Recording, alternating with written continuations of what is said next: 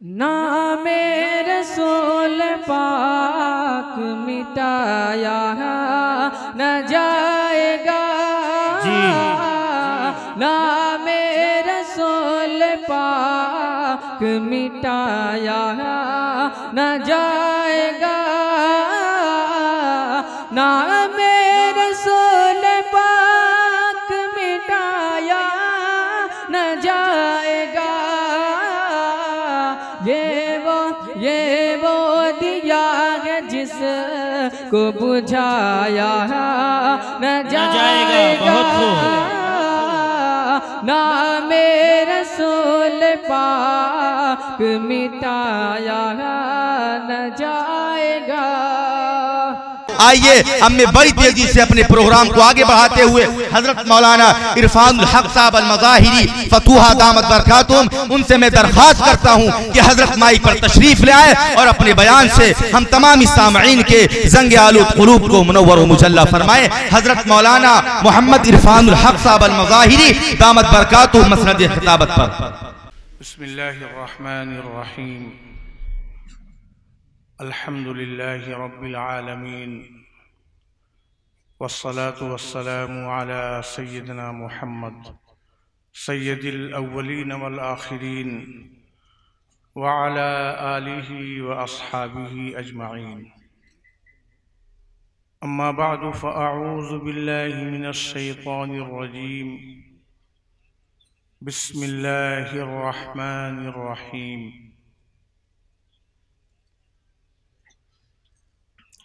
या अय्युहल्लज़ीना आमनुत्तक़ुल्लाह वलतंज़ुर नफ्सुम मा क़द्दमत लिग़द वत्तक़ुल्लाह इन्नल्लाह ख़बीरुम बिमा तअमलून। सदक़ल्लाहुल अलीयुल अज़ीम।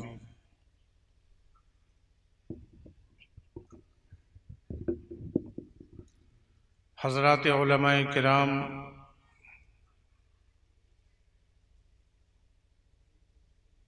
और इस इजलास में तशरीफ़ लाने वाले दूर नज़दीक से हमारे तमाम मेहमानान इज़ाम और मुंतज़िमीन मदरसा,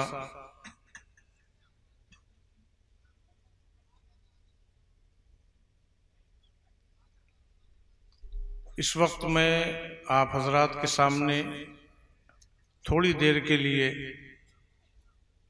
हाजिर हुआ हूँ। इसके बाद हस्ब निज़ाम आपका प्रोग्राम आगे चलेगा। मैं चंद बातें आपके सामने अर्ज करके आपसे इंशाअल्लाह रुखसत हो जाऊंगा।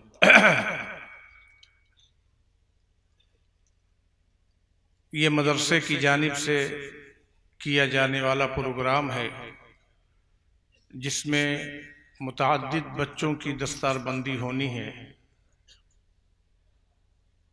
दीनी मदारिस और दीनी दरसगाहें हर मुसलमान इलाके में इसकी बड़ी अहमियत होती है और बड़ी ज़रूरत होती है। मदरसों से हमें सही और गलत चीज़ों का इल्म होता है। मदरसे में जो बच्चे पढ़ने के लिए जाते हैं, हदीस पाक में उनके लिए बड़ी फजीलत वारिद हुई है। और जो हजरात उस मदरसे में पढ़ाने का शुग़्ल इख्तियार किए हुए हैं, उसकी जिम्मेदारियां संभाले हुए हैं, उसका इंतज़ाम करते हैं, देखभाल रखते हैं, उन तमाम हजरात के लिए अल्लाह की जानिब से और रसूलुल्लाह सल्लल्लाहु अलैहि वसल्लम की जानिब से ऐसी फजीलतें बयान हुई हैं कि वो दुनिया के दूसरे किसी और काम के लिए बयान नहीं की गई। एक हदीस मैं आपके सामने पेश करता हूँ जिसे तकरीबन आप तमाम हजरात ने बारहा सुना होगा। रसूल करीम सल्लल्लाहु अलैहि वसल्लम का इरशाद गिरामी है, खैरुकुम मन तअल्लमल कुरआन व अल्लमा, तुम में सबसे बेहतर वो है जो कुरान सीखे और सिखाए। कुरान पाक का सीखना और उसका सिखाना, उसका पढ़ना और उसको पढ़ाना, ये एक ऐसी फजीलत है जिस पर रसूलुल्लाह सल्लल्लाहु अलैहि वसल्लम ने अपनी मुहर लगाई है, उसकी खैरियत की, उसके बेहतर होने की। दुनिया के किसी और काम के सिलसिले में ऐसी फजीलत वारिद नहीं हुई है जो फजीलत कुरान पाक के तालीम और उसके ताल्लुम के सिलसिले में रसूलुल्लाह सल्लल्लाहु अलैहि वसल्लम ने बयान फरमाई। इसी तरह आपने ये इरशाद फरमाया कि जो कुरान पाक की तिलावत करता है उसके एक एक हर्फ पर अल्लाह की तरफ से उसको 10-10 नेकियां दी जाती। एक हर्फ से मुराद क्या है इसको भी आपने वाज़ेह फरमा दिया। आपने इरशाद फरमाया कि अलिफ लाम मीम को एक हर्फ मत समझो, इसमें 3 हर्फ हैं। अलिफ एक हर्फ, लाम दूसरा हर्फ और मीम तीसरा हर्फ। तो अलिफ पढ़ा किसी ने, अलिफ लाम मीम, तो अलिफ पढ़ने पर 10 नेकी, लाम पढ़ने पर 10 नेकी और मीम पढ़ने पर 10 नेकी, मजमुआ 30 नेकियों का हो गया। इसी तरह कुरान पाक की तिलावत करता जाएगा और एक एक हर्फ पर 10-10 नेकियां उसके नामे आमाल में लिखी जाएंगी। इसी के साथ साथ रहमते दो आलम सल्लल्लाहु अलैहि वसल्लम ने उन बच्चों के वालिदैन के लिए फजीलतें बयान फरमाई हैं जो कुरान पाक हिफ्ज करते हैं, उसको याद करते हैं और उसके मुताबिक अमल करते हैं कि क़यामत के मैदान में उनके लिए एक नुमायां तौर पर उनकी इज्जत अफजाई की जाएगी, उन्हें ताज पहनाया जाएगा और हाफिज कुरान को ये कहा जाएगा कि तुम अपने खानदान के उन 10 आदमियों के बारे में जिनका मुकद्दर जहन्नम में जाना हो चुका है, जहन्नम में जाना तय हो चुका है, तुम अपनी सिफारिश से उनको अपने साथ जन्नत में ले जा सकते हो। तो ये हाफिज कुरान का बड़ा मकाम है। अब आप अंदाजा कीजिए कि जब हाफिज का ये मकाम है तो आलिम का क्या मकाम होगा। जो इल्म दीन हासिल करते हैं उनकी भी बड़ी फजीलतें वारिद हुई हैं। मैं उन तमाम फजीलतों का एहसा करने नहीं बैठा हूँ, मैं तो आपको ये तवज्जो दिलाने के लिए बैठा हूँ कि आप अपने बच्चे को अगर दीनी मदारिस में पढ़ा रहे हैं तो आपको बद्दिल होने की ज़रूरत नहीं है, आपको मायूस होने की ज़रूरत नहीं है, क्योंकि आपके बच्चे ने जो इल्म हासिल किया और उसमें जितना वक्त लगाया उसका फ़ायदा उसको तो मिलेगा ही, उसके साथ साथ उनके माँ बाप को, उनके वालिदैन को भी उसका फ़ायदा हासिल होगा। लेकिन वो फ़ायदा दुनिया में नज़र नहीं आता, इसलिए हम और आप इन चीज़ों से ज़्यादा रग़बत नहीं रखते। इसलिए मेरे दोस्तों, दीनी मदारिस ये इस्लाम की बका और उसके तहफ़्फ़ुज़ के ज़ामिन हैं। इस्लामी उलूम को उसमें पढ़ाया जाता है, तो उसका इंतज़ाम करना, उसकी देखभाल करना ये बड़ी सआदत की बात है। बच्चों ने, अभी मासूम बच्चों ने, छोटे छोटे बच्चों ने जो हिफ्ज़ किया, अभी उनके सर पर दस्तार फजीलत बांधी जाएगी और उसके बाद ये प्रोग्राम आगे बढ़ेगा और आखिर में हज़रत मौलाना अब्दुल्ला सालिम साहब जो तशरीफ़ लाए हैं, आज के मेहमान खुसूसी, मुकर्रिर खुसूसी, उनका बयान होगा। मैं तो आपके सामने चंद मिनट के लिए हाजिर हुआ था ये बताने के लिए कि हमें जितनी फिक्र आज की करनी चाहिए, आज से ज्यादा हमें कल की फिक्र करनी चाहिए। कभी कभी ऐसा होता है कि आज की फिक्र में हम ये भूल जाते हैं कि हमें कल का भी इंतजाम करना है। ये दानिशमंदी नहीं है, ये अक्लमंदी नहीं है कि हम आज का इंतजाम तो खूब बढ़ चढ़ करके करते रहें और कल के बारे में बिल्कुल ना सोचें। कल से मुराद आपका ये आने वाला कल भी हो सकता है और कल से मुराद वो आने वाली घड़ी क़यामत की मैदान महशर में जिस वक्त खड़ा होना है वो भी हो सकती है। अल्लाह ताला ने कुरान पाक में उस कल की जानिब मुतवज्जे किया है और ये इरशाद फरमाया कि ऐ ईमान वालो, इस दुनिया में तुम्हें हमेशा नहीं रहना है, इसलिए इसके बारे में जो इंतजाम तुम करते हो उसके साथ साथ ये ध्यान भी रखा करो कि तुम्हें अपने कल का इंतजाम भी करना है। दुनिया में खाने का इंतजाम, पीने का इंतजाम, मकान का इंतजाम और गाड़ियों का इंतजाम, अपनी आराइश और अपने आराम का इंतजाम, ये सब करता है आदमी बगैर कहे हुए, बगैर किसी के बतलाए हुए, क्योंकि ये हर एक की जरूरत है। इंसान अपने बच्चों की परवरिश करता है, क्या किसी को कहना पड़ता है कि भाई ये तुम्हारे बच्चे हैं, इनके लिए तुम खाने का इंतजाम करो, इनके लिए मकान का इंतजाम करो? किसी को नहीं कहना पड़ता। हर वालिद और हर वालदा अपने बच्चों की फिक्र करते हैं और उनके लिए इंतजाम करते हैं।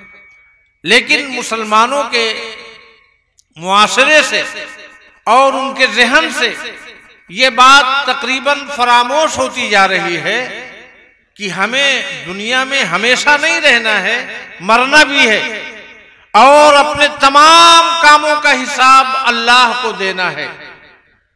उस कल के लिए हमने क्या इंतजाम किया है उसके बारे में थोड़ी देर सोचा करें।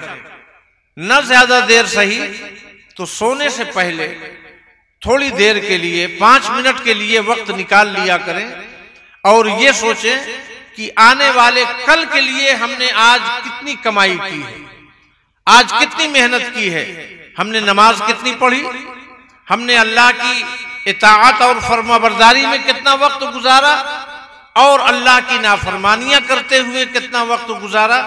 इसका एक एहतिसाब खुद करें। दूसरा कोई करेगा तो आपको खराब लगेगा, आपको बुरा मालूम होगा। इसलिए हर इस्लाम पर चलने का दावा करने वाला इंसान, वो जो अपने आप को मोमिन कहता है, ये उसके लिए लाजिम है कि वो सोने से पहले 5 मिनट, और हम तो कहते हैं 5 मिनट का भी वक्त नहीं निकाल सकता तो 2-3 मिनट के लिए सोच ले कि आज दिन भर मैंने क्या किया, अल्लाह को खुश करने वाले काम कितने किए मैंने, अल्लाह को नाराज करने वाले काम मैंने कितने किए। थोड़ी देर तवज्जो अगर आप दे ले तो हमसे जो गलतियां हो रही हैं, जो कोताहियां हो रही हैं, वो कोताहियां इंशाअल्लाह धीरे धीरे खत्म होंगी और अल्लाह की तौफीक से आपको अच्छे काम की तौफीक मिलेगी, आमाल सालिहा की तौफीक मिलेगी। हम खुद सोचें कि हमने आज नमाज पढ़ी कि नहीं पढ़ी, फजर की पढ़ी, जोहर की पढ़ी, असर की पढ़ी, मगरिब और इशा की पढ़ी, नहीं पढ़ी तो कम से कम इतना करें कि अल्लाह से अपने गुनाहों की माफी मांग लें कि ए अल्लाह, तूने मेरे लिए 5 वक्त की नमाज फर्ज की थी जिसमें से मैंने फला फला वक्त की नमाज नहीं पढ़ी। ए अल्लाह, ये मेरी कोताही है, ये नफ्स की शरारत है, शैतान के बहकाने में आकर के मैंने नमाज छोड़ी है और नमाज नहीं पढ़ सका। ए अल्लाह, मुझे उसकी कज़ा करने की तौफीक दे दे और आइंदा मुझे वक्त पर नमाज पढ़ने की तौफीक अता फरमा दे। इतनी दुआ करके आप सो जाएं और सोने के बाद उठें, फजर पढ़ने की तौफीक हो जाए तो फजर पढ़ लें और नहीं तौफीक हुई तो जब आंख खुल जाए उठें, वजू करें और कोई काम करने से पहले फजर की नमाज कज़ा ही सही अदा करें और उसके बाद अल्लाह से अपने गुनाहों की माफी मांग लें कि अल्लाह, तूने तो सूरज निकलने से पहले इसका वक्त मुकर्रर किया था। मेरे नफ्स ने शरारत और बदमाशी की है और मैं उठ नहीं पाया शैतान के बहकाने की वजह से।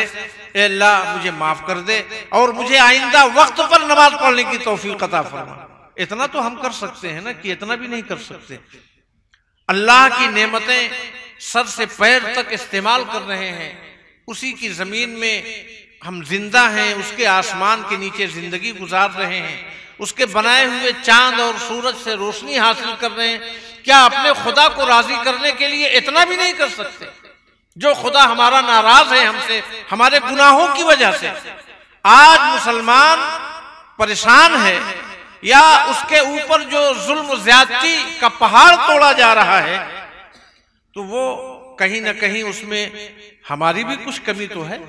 हम भी तो अल्लाह की नाफरमानी करने में लगे हुए हैं। अजान होती रहती है और मुस्लिम इलाकों में, मुस्लिम महल्लों में होटलें उसी आन बान शान से चालू रहती हैं। जो लोग मुसलमान होकर बैठे रहते हैं वो बैठे ही रहते। अजान देने वाला और अजान का मुनादी उनको पुकारता है, उनको बुलाता है, हय्या अलस सलाह हय्या अलल फलाह, लेकिन कोई नहीं उठ के जाता। अक्सर व बेशतर यही हाल है। चंद लोग नमाज पढ़ने जाते हैं मस्जिद में, जबकि मुस्लिम आबादी इतनी बड़ी होती है कि अगर पूरी आबादी मस्जिद में चली जाए तो वो मस्जिद छोटी पड़ जाए। जुमा के दिन आखिर वो मस्जिद कैसे भर जाती है? वही मुसलमान तो हैं जो उसी मोहल्ले में रहते हैं, तो ये कैसे उस मोहल्ले की मस्जिद कम पड़ जाती है जुमा के दिन? और फजर में और जोहर में क्यों ना काफी नहीं होती, क्यों खाली रहती हैं मस्जिदें? एक सफ में या 1.5 सफ में नमाजी नजर आते हैं, बाकी पूरी मस्जिद खाली। तो हमारे ईमान की कमजोरी है कि नहीं कुछ? अल्लामा इकबाल ने इसी को कहा ना, मस्जिद तो बना ली सब भर में, ईमान की हरारत वालों ने, मन अपना पुराना पापी था, बरसों में नमाजी बन न सका। मस्जिद बनाने का शौक हमको बहुत है और होना भी चाहिए। आपको भी अल्लाह शौक से नवाजे, हमें भी ये दौलत अता करे, ये नेमत अता करे, ये शौक अता करे। लेकिन सिर्फ मस्जिद बना लेना काफी नहीं है मेरे दोस्तों, मस्जिद को आबाद करना भी जरूरी है।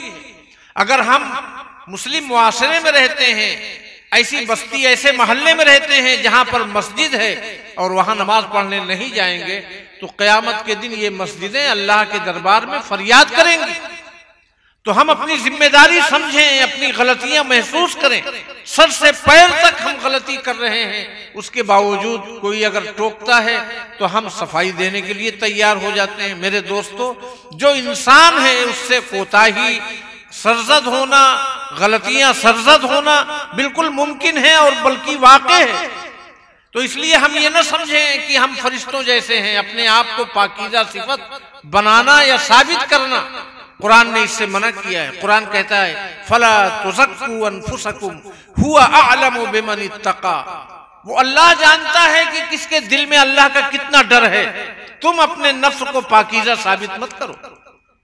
हजरत यूसुफ अलैहिस्सलातु वस्सलाम जो अल्लाह के पैगंबर हैं, जो मासूम अनिल खता हैं, नबियों से गुनाह नहीं होते, नबियों से खताएं नहीं होती, अल्लाह की हिफाजत उनके साथ रहती है।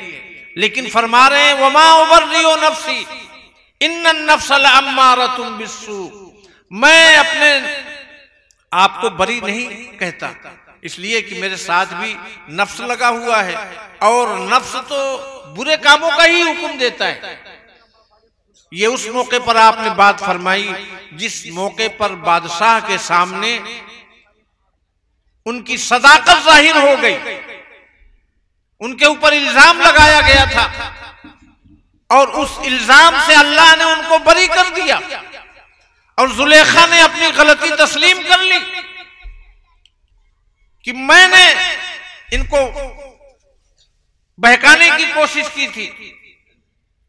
जब हजरत यूसुफ की बरात साबित हो गई, बादशाह के सामने मुजरिम बज़बान खुद इकरार कर रहा है, तो हजरत यूसुफ अलैहिस्सलातु वस्सलाम ने फौरन ये महसूस किया कि कहीं मेरी वजह से अगर किसी के दिल में कोई ठेस पहुंची हो, कोई चोट लगी हो, या सच्चाई जाहिर होने के बाद उसे शर्मिंदगी हुई हो, तो उन्होंने तसल्ली के लिए ये बात कही कि भाई मेरे पास भी नफ्स है, मैं इंसान हूं और हर इंसान के साथ उसका नफ्स रहता है, लेकिन पैगंबरों की यह खुसूसियत है कि अल्लाह की हिफाजत मुस्तकिल उनका इहाता किए हुए होती है, उनको गुनाहों से बचाती रहती है, उनसे गुनाह सरजद नहीं होने देती। वो पैगंबर अजीमुशान पैगंबर, उन्होंने अपनी बरात नहीं जाहिर की, बल्कि ये फरमाया कि नफ्स तो बुराइयों का हुक्म देता रहता है। तो कोई इंसान दुनिया में नबियों के अलावा शैतानी अमल दखल से पाक नहीं है। अल्लाह के रसूल सल्लल्लाहु अलैहि वसल्लम ने फरमाया कि ये शैतान इंसान के जिस्म में इस तरह गर्दिश करता है जिस तरह खून गर्दिश करता है। तो इसलिए अपने आप को खताकार समझना चाहिए, गुनहगार समझना चाहिए अल्लाह के सामने, और हर इंसान खुदा के सामने गुनहगार है।